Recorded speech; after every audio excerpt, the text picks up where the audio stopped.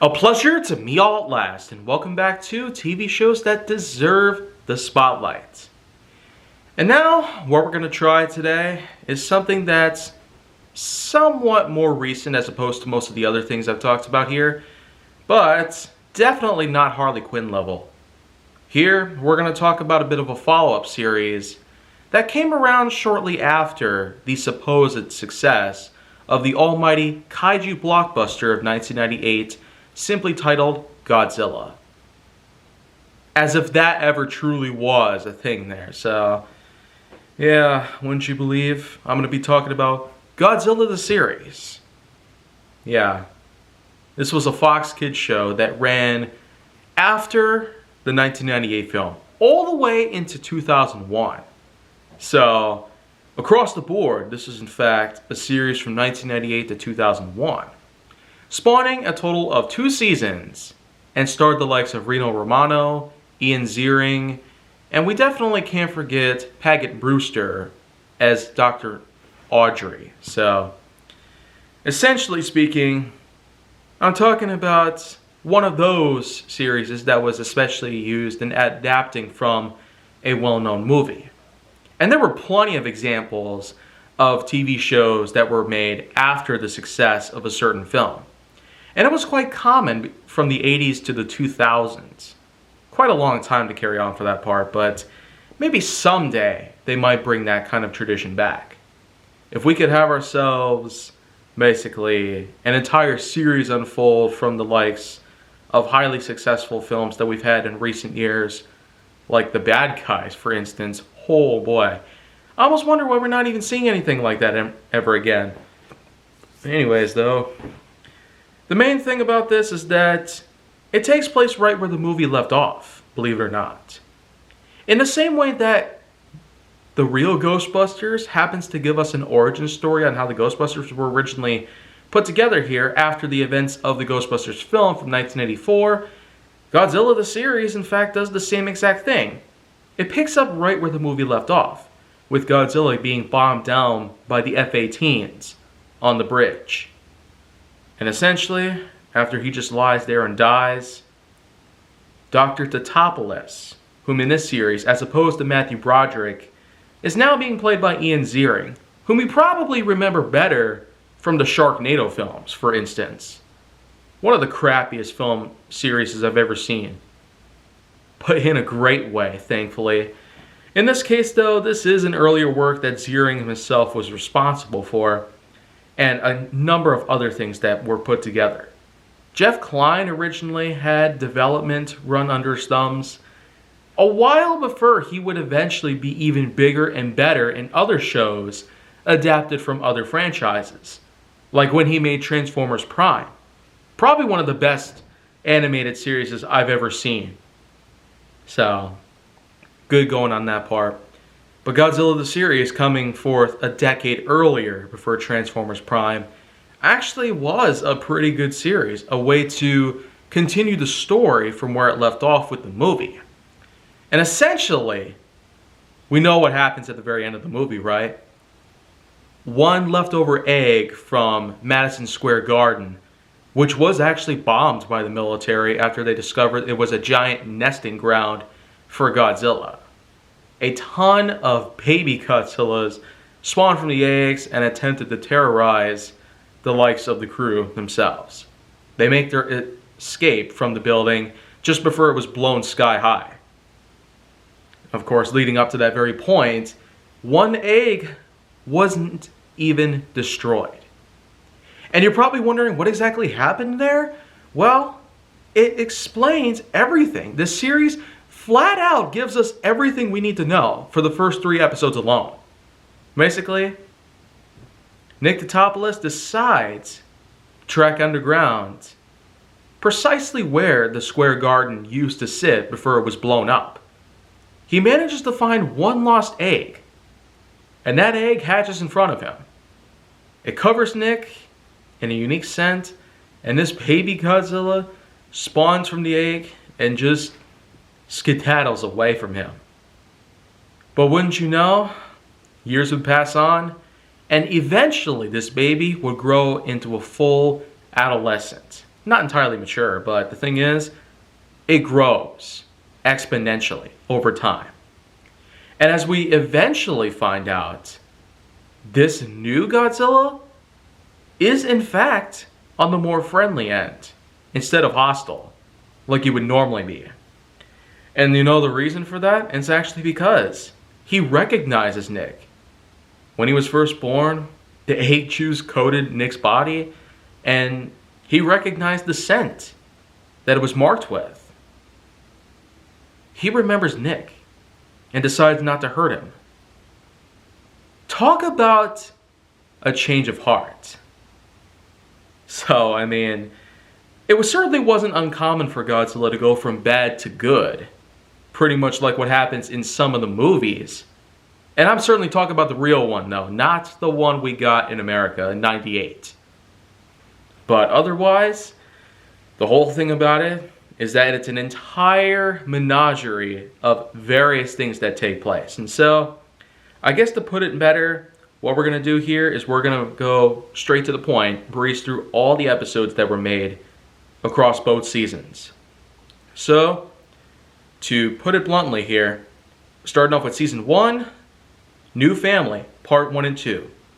This is, of course, the point where Godzilla is, in fact, killed off, just as the movie gave us.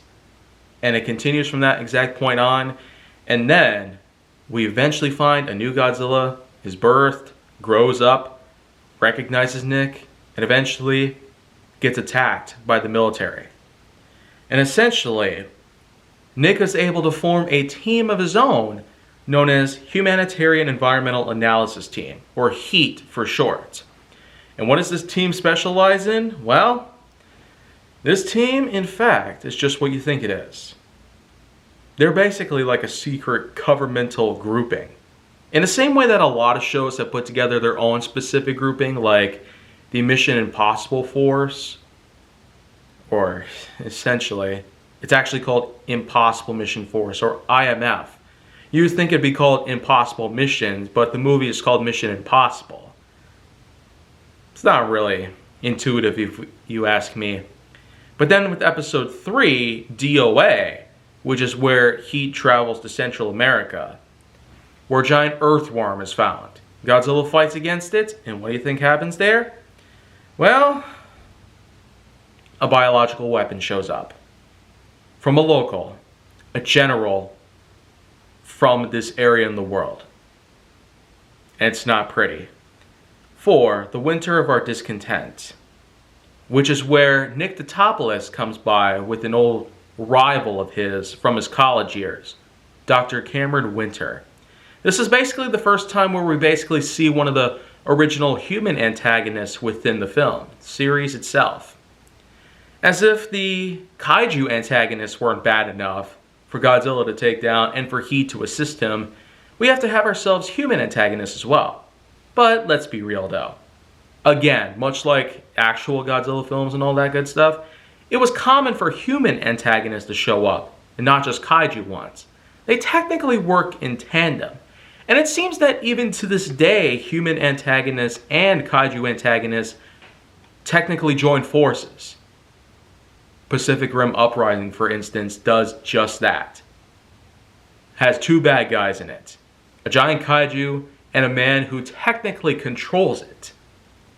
So, that's just one other good example of how this cliche is actually common nowadays, as opposed to back then. And then let's move on to Talking Trash, which is basically what you think it is. It's a microcolony composed of nanotech, which is essentially a nice way to pretty much clean up the garbage. But this nanotech, it's all over Godzilla and the crew, and pretty much anything else it can find. It basically goes rogue. And then we're going to move on to episode 6, Cat and Mouse, 7, What Dreams May Come, 8, Leviathan, 9, Hive, 10, Bird of Paradise, 11, Deadlock, and then we have Monster Wars parts 1 through 3 for episodes 12 through 14. It's quite a nice 3-parter if you ask me. Then we have number 15, Competition, 16, Freeze, 17 bug out, 18 website, 19 an early frost, which is basically our second usage of Cameron Winter in the series, and quite a good one if you ask me. An official rival for Godzilla, a giant chameleon as opposed to a giant iguana, which people have referred to this Godzilla, and I'm not surprised. It's a great episode.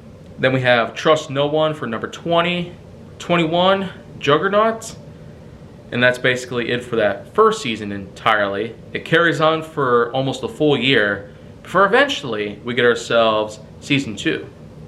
Future Shock, number 1, 2, Cash of the Titans, 3, Scale, 4, Protector, 5, Freak Show, 6, End of the Line, 7, What a Long Strange Trip It's Been, 8, Wedding Bells Blue, 9, Metamorphosis, 10, Area 51, 11, The Twister, 12, Shafted, 13, Where Is Thy Sting, 14, Lizard Season, 15, Vision, 16, Underground Movement, and 17, Ring of Fire.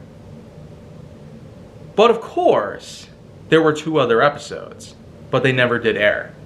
Though there are, in fact, iterations of Godzilla the series that have been released modernized, complete with these 2 extra episodes. It's kind of like what happens in the original Incredible Hulk with Bill Bixby, where there were 2 episodes that were unaired after the show would be terminated in 1981, but after several months, they decided to release these unaired episodes in 1982. So Godzilla the series does the same exact thing, because, well, it wasn't until mid-2001 where these 2 unaired episodes would eventually come around. And to this day, we have these 2 episodes along with all the other episodes bunched together. On Netflix, for example, you can find all 40 of them at the same time. And I'm sure that that's never going to change. Hopefully it doesn't. But I guess with that in mind, this is Godzilla the series for you. It's a really decent show, a nice way to follow up on the Godzilla movie of 1998. Why don't I just call it Zilla, like everybody else? Zilla the series doesn't seem like a bad stretch to it. Adding the God to it, though, not only confuses us hardcore fans of the actual Godzilla we come to know, but it also gives a weird hint of marketing notice. And when you really get down to it, the name isn't just the only thing that's been perplexing about this whole fiasco relating to Roland Emmerich and, of course, Patrick Tatopoulos, the original creator of all the incredible effects that were brought to life in the movie. But let's be real though. I'm glad that Emmerich sold the rights to Godzilla in 2003. Just a couple years after this show came to an end for good. Other than that though, it's still a good series. If you really want to breeze through all 40 episodes released between 1998 and 2001, then please, go ahead and do it. It sure is quite an adventure to go through every single one of these bits, because tons of kaiju are within it. Tons of plots, tons of craziness, and tons of overall mind-bending excitement just await you on the other side. Otherwise, it'll be time for me to move on. I got a ton of new series to talk about and a ton of other content here on the channel as well. So make sure that you like, subscribe, comment, follow me anywhere you can find me, and stay on the Hollywood side if you'd like to see more